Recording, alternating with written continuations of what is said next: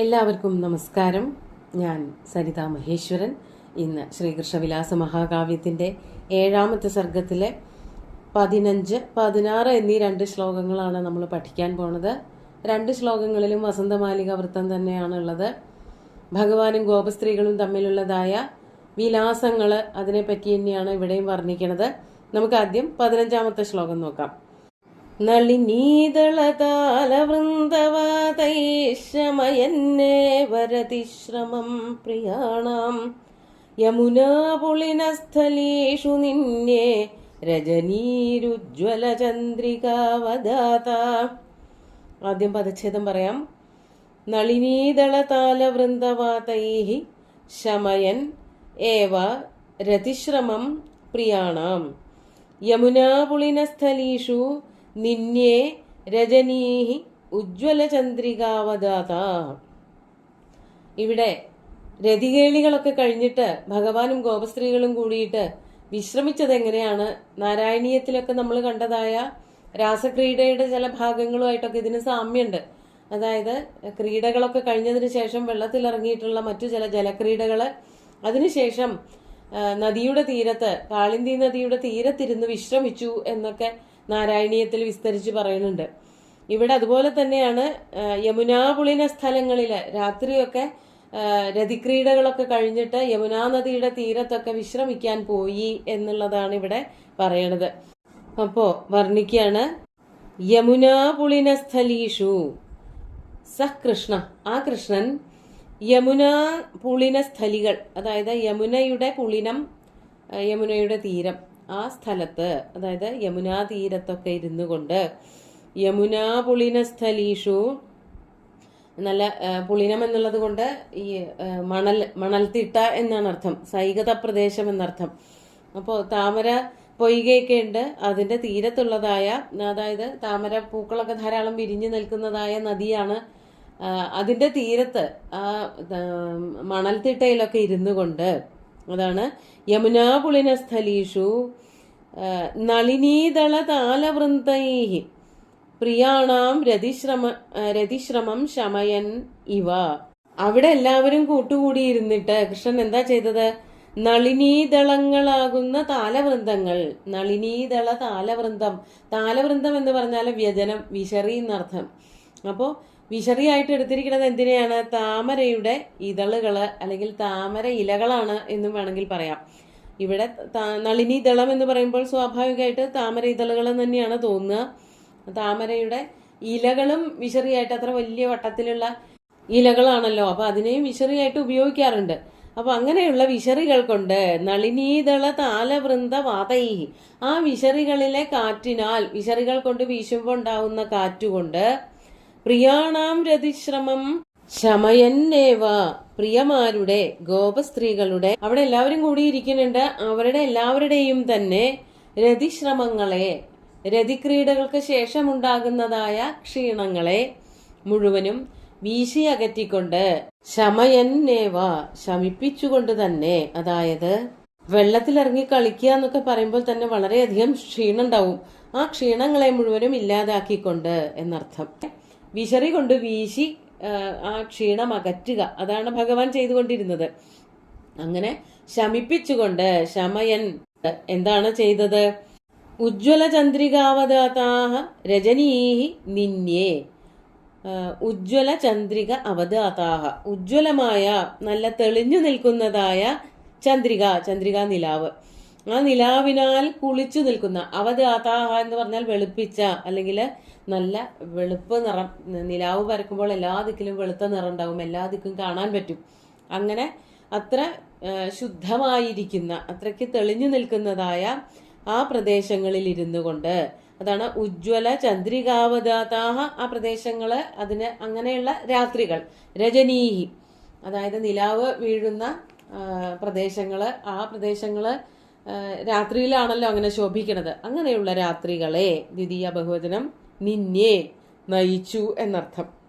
അതായത് ഗോപസ്ത്രീകളോട് കൂടിയിട്ടുള്ള ക്രീഡകൾ, അതിനുശേഷം യമുനയിൽ കുളിക്കുക, യമുനയിൽ നിന്ന് കയറിയിട്ട് അതിന്റെ തന്നെ മണൽത്തിട്ടയില് അവിടെ കയറി വിശ്രമിച്ചുകൊണ്ട് കയ്യും കാലും ഒക്കെ നിവർത്തിയിരിക്കുക, കിടക്കുക, അങ്ങനെയൊക്കെ ചെയ്തുകൊണ്ട് കയ്യിൽ കിട്ടിയതായ താമര ഇതളുകൾ കൊണ്ടുള്ള വിശറി കൊണ്ട് എല്ലാവരെയും വീശിക്കൊടുത്തിട്ട് അവരുടെ ക്ഷീണം തീർക്കുക, തൻ്റെതായ ക്ഷീണവും ഒക്കെ തീർത്തുകൊണ്ട് രാത്രികൾ അങ്ങനെ ഭഗവാൻ കഴിച്ചുകൂട്ടി എന്നാണ് ഈ ശ്ലോകത്തിൽ വർണ്ണിക്കുന്നത്. നമുക്ക് അടുത്ത ശ്ലോകം കൂടി നോക്കാം. 16ാമത്തെ ശ്ലോകം. മുനയഃ കിലയം മഹാനുഭാവ നിഖിലജ്ഞാന നിധാനമാമനന്തി ത്രിജഗദ്ഗുരുരഗ്രതഃ പ്രിയാണാം സതു ഗോത്രസ്ഖലനേന വിഹ്വലോഭൂത്. നമുക്ക് പദച്ഛേദം പറയാം ആദ്യം. മുനയ കില യം മഹാനുഭാവ നിഖിലജ്ഞാന നിധാനം ആമനന്തി ത്രിജഗദ്ഗുരു അഗ്രത പ്രിയാണാം സതു ഗോത്രസ്ഖലനേന വിഹ്വല അഭൂത്. ഇവിടെ കഴിഞ്ഞിട്ടില്ല. അങ്ങനെ എല്ലാവരും വിശ്രമിക്കുന്നതിൻ്റെ ഇടയിൽ അങ്ങോട്ടും ഇങ്ങോട്ടും വിളിച്ച് ഓരോന്ന് പറയുക, വർത്തമാനം പറയുകയൊക്കെ ചെയ്യുമ്പോൾ ഭഗവാൻ എന്താണ് സംഭവിച്ചത് എന്നുള്ളത്, മുനിമാരെന്താണ് ഭഗവാനെ പറ്റി വിചാരിച്ചത്, ഇപ്പോൾ എന്താ സംഭവിച്ചുകൊണ്ടിരിക്കുന്നത് എന്നുള്ളത് ഒരു താരതമ്യം ചെയ്ത് വെറുതെ ഒരു തമാശയ്ക്ക് പറയാണ്. മഹാനുഭാവാ മുനയ, വ്യാസൻ, നാരദൻ തുടങ്ങിയിട്ടുള്ള മഹർഷിമാര്, ഋഷീശ്വരന്മാരൊക്കെ തന്നെ, അതാണ് മഹാനുഭാവന്മാരായിട്ടുള്ള, മഹാപ്രഭാവവാന്മാരായിട്ടുള്ള, അതിഗംഭീരന്മാരായിട്ടുള്ള ഋഷയ മുനയ, മുനിമാര്, ഋഷിമാര്. യം, യാതൊരാളെയാണോ, നിഖിലജ്ഞാന നിധാനം ആമനന്തി, സകല ജ്ഞാനങ്ങളുടെയും ആധാരമായിട്ട് കണക്കാക്കുന്നത്. ലോകത്തിലെ എല്ലാ വിഷയങ്ങളും അറിയുന്ന ഒരേ ഒരാളേ ഉള്ളൂ ഭഗവാൻ. അത് എല്ലാ ഋഷീശ്വരന്മാർക്കും അറിയാം. അവർ തന്നെയാണ് അത് പ്രഖ്യാതമാക്കിയിരിക്കുന്നത്. അപ്പോൾ ഇവിടെ സുകുമാരകവി കളിയാക്കിക്കൊണ്ട് പറയാണ്, ഋഷീശ്വരന്മാരെല്ലാവരും തന്നെ ഭഗവാനാണ് ഒരു തെറ്റുമില്ലാതെ ലോകത്തിലെ എല്ലാ വിഷയങ്ങളെ പറ്റിയിട്ടും എപ്പോൾ വേണമെങ്കിലും പറയാൻ തയ്യാറായി നിൽക്കുന്ന ഒരാള്. അങ്ങനെയുള്ള ആ ഭഗവാന് എവിടെയാ തെറ്റുപറ്റിയത് എന്ന് പറയാണ്. സ ത്രിജഗദ്ഗുരു, അങ്ങനെയുള്ളവനായ 3 ലോകങ്ങളുടെയും ഗുരുവായിട്ടുള്ള ആ കൃഷ്ണൻ. സ ത്രിജഗദ്ഗുരു. ത്രിജഗദ്ഗുരു എന്ന് പറഞ്ഞാൽ ത്രിജഗത്ത്, 3 ലോകങ്ങളും, 3 ലോകങ്ങൾക്കും ഗുരുവായിട്ടുള്ളവൻ. അങ്ങനെയുള്ള ആളെയാണ് ത്രിജഗദ്ഗുരു എന്ന് പറയുന്നത്. അങ്ങനെ അപ്പോൾ ഈ വലിയ മഹർഷീശ്വരന്മാർക്ക് പോലും ഗുരുവായിട്ടുള്ള അങ്ങനെയുള്ള ശ്രീകൃഷ്ണൻ. ആ ശ്രീകൃഷ്ണൻ എന്താണ് സംഭവിച്ചത്? പ്രിയാണാമഗ്രത, പ്രിയകളുടെ മുമ്പിൽ വച്ച്, ഗോപസ്ത്രീകളുടെ മുമ്പിൽ വെച്ച് ചില അബദ്ധങ്ങൾ സംഭവിക്കുകയാണ്. എന്താണ്ടായത്? ഗോത്രസ്ഖലനേന സതു പ്രിയാണാമഗ്രത ഗോത്രസ്ഖലനേന വിഹ്വല അഭൂത്. ഗോത്രസ്ഖലനം എന്ന് പറഞ്ഞാല് പേര് തെറ്റി വിളിക്കുക. അതായത് രാധയെ വിളിക്കേണ്ട ദിക്കില് ഗീതയെ വിളിക്കുക, ഗീതയെ വിളിക്കേണ്ട ദിക്കില് വേറെ ആരെങ്കിലും മണികുണ്ടലയെ വിളിക്കുക. അങ്ങനെ തെറ്റി വേറെ പലരുടെയും പേര് അങ്ങോട്ടും ഇങ്ങോട്ടും ഒക്കെ മാറി വിളിക്കുക. അങ്ങനെ വിളിക്കുന്നതിന് കാരണം അവരോടൊക്കെ അടുത്ത് പെരുമാറുന്നുണ്ട്, അവരൊക്കെ തനിക്ക് പ്രിയപ്പെട്ടവരുമാണ്. അതുകൊണ്ട് ഒരാളെ വിളിക്കുമ്പോൾ മറ്റാളുടെ പേര് വരിക എന്നുള്ളത് ഒരേപോലെ പ്രിയപ്പെട്ടവരുടെ പേര് ഒരേ സമയം വന്നുകൊണ്ടിരിക്കും. അതിന് യാതൊരു തെറ്റും പറയാനില്ല സത്യത്തിൽ. അതായത് നമ്മൾക്ക് തന്നെ, അമ്മമാർക്ക് തന്നെ കുട്ടികളുടെ പേര് വിളിക്കുമ്പോൾ തെറ്റിപ്പോവും. ആണായാലും പെണ്ണായാലും വേണ്ടില്ല, ഒരേ സ്ഥലത്താണ് ആ വിഷയങ്ങളൊക്കെ എടുത്തു വച്ചിരിക്കുന്നത് നമ്മുടെ മസ്തിഷ്കത്തിൽ എന്നുള്ളത് കൊണ്ട് ഒരു പേര് വിളിക്കുമ്പോൾ മറ്റേ പേര് കയറി വരിക എന്നുള്ളത് തെറ്റൊന്നും പറയാനാവില്ല. അതിനെ സാധാരണഗതിയിൽ ഒരു തെറ്റായിട്ട് പറയാൻ പറ്റില്ല. പക്ഷേ ഒരു കാമുക ബന്ധത്തിൽ അത് വലിയൊരു തെറ്റാണ്. അതിനെ ഗോത്രസ്ഖലനം എന്നാണ് പറയുക. പേര് മാറ്റി ചൊല്ലി വിളിക്കുക, അത് സ്വാഭാവികമായിട്ട് സ്ത്രീകൾക്കൊക്കെ വളരെ ബുദ്ധിമുട്ടുണ്ടാക്കുന്ന കാര്യമാണ്. എൻ്റെ പേര് വിളിക്കുന്നതിന് പകരം വേറെ ആരുടെങ്കിലും പേര് കാന്തൻ വിളിക്കുമ്പോൾ ആ ആൾക്ക് മറ്റേ പേരുള്ള സ്ത്രീയോടുള്ള അടുപ്പമല്ലേ ധ്വനിപ്പിക്കുന്നത്, അതല്ലേ മനസ്സിലാക്കാൻ പറ്റുക എന്നുള്ളത് കൊണ്ട് സ്വാഭാവികമായിട്ട് സ്ത്രീകൾക്ക് വളരെയധികം ദേഷ്യം വരാറുണ്ട്. അതായത് സംസ്കൃത നാടകങ്ങളിലൊക്കെ അങ്ങനെ നായകന്മാരെ ചിത്രീകരിക്കുമ്പോൾ ഇത്തരത്തിലുള്ള ചെറിയ ചെറിയ തെറ്റുകൾ വരികയും അത് അപരാധം ചെയ്തതാണ്, തൻ്റെ പക്ഷത്ത് തെറ്റുപറ്റിയതാണ് എന്നൊക്കെ പറഞ്ഞുകൊണ്ട് മാപ്പിരക്കുന്ന നായകന്മാരെയൊക്കെ നമുക്ക് കാണാൻ പറ്റും. അതേ രീതിയിലുള്ളൊരു വർണ്ണനയാണ് ശ്രീകൃഷ്ണനെ പറ്റിയിട്ട് ഇവിടെ സുകുമാരകവി നടത്തിയിരിക്കുന്നത്. അങ്ങനെ തെറ്റി വിളിക്കുന്നത് കാരണം ഗോത്രസ്ഖലനേന സഹ വിഹ്വലോ അഭൂത്, വിഹ്വലനായി തീർന്നു. അയ്യോ, ഇനി എങ്ങനെ തെറ്റാതെ വിളിക്കും? ഇവരെ ഓരോരുത്തരുടെയും പേര് അങ്ങോട്ടും ഇങ്ങോട്ടും മാറാതെ രാധയെ വിളിക്കേണ്ട സമയത്ത് രാധയെ തന്നെ വിളിക്കണം. മറ്റേതെങ്കിലും സുന്ദരികളായിട്ടുള്ള ഈ ഗോപസ്ത്രീകളിലെ വേറെ ആരുടെയെങ്കിലും പേരാണ് ഇന്ദുവദന എന്ന് പറഞ്ഞിട്ട് മറ്റൊരു ഗോപസ്ത്രീ ഉണ്ട്, അതിനെ വിളിക്കുമ്പോൾ വേറെ ആരുടെയും പേര് കയറി വരരുതല്ലോ. അങ്ങനെ തെറ്റി വരാതിരിക്കാൻ ഭഗവാൻ വളരെയധികം ശ്രദ്ധിക്കേണ്ടതായിട്ട് വന്നു, വളരെ വിഹ്വലനായി തീർന്നു എന്നാണ് പറയണത്. അപ്പൊ ഇവിടെ ഒരു വിരോധാലങ്കാരാണ് നമുക്ക് തോന്നുക. അതായത് എല്ലാ വിഷയങ്ങളും, ലോകത്തുള്ള സകല കാര്യങ്ങളും അറിയുന്ന ഒരാളാണ് കൃഷ്ണൻ. ആ ആൾക്ക് ഇങ്ങനെ തെറ്റുപറ്റേ?